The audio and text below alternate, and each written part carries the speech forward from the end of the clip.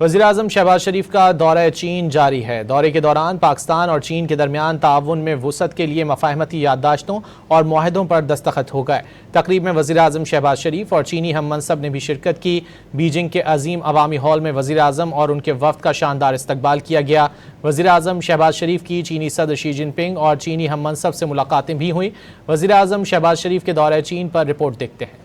پاک چین دوستی ہر موسم ہر آزمائش میں پوری اتری ہے۔ پاکستان اور چین علاقائی اور عالمی چیلنجوں کا مل کر مقابلہ کرنے کے لیے تیار ہیں۔ بیجنگ میں وزیر اعظم شہباز شریف کے دورے کے دوران پاکستان اور چین کے درمیان مختلف شعبوں میں تعاون کے فروغ کے لیے مفاہمتی یادداشتوں اور معاہدوں کی متعدد دستاویزات پر دستخط ہوئے۔ Please bear witness to the signing of 15 documents. Cooperation. Please exchange.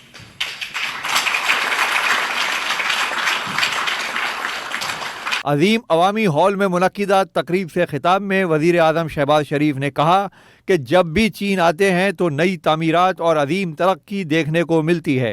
Thank you very much for your very warm invitation to visit China, and it is always a great pleasure to visit your great country, and each time when we come we find new changes.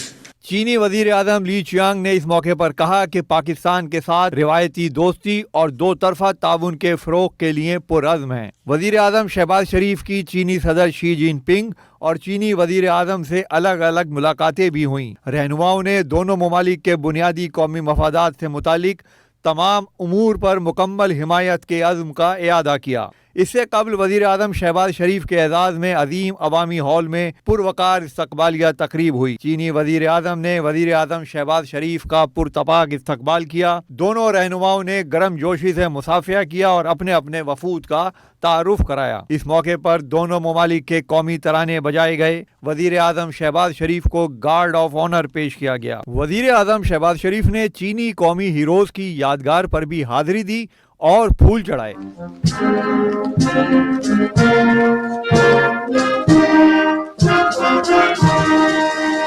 وزیر اعظم شہباز شریف کا دورہ چین عالمی حالات و واقعات میں پاکستان کے انتہائی اہم سفارتی کردار کی وجہ سے مزید اہمیت اختیار کر گیا ہے۔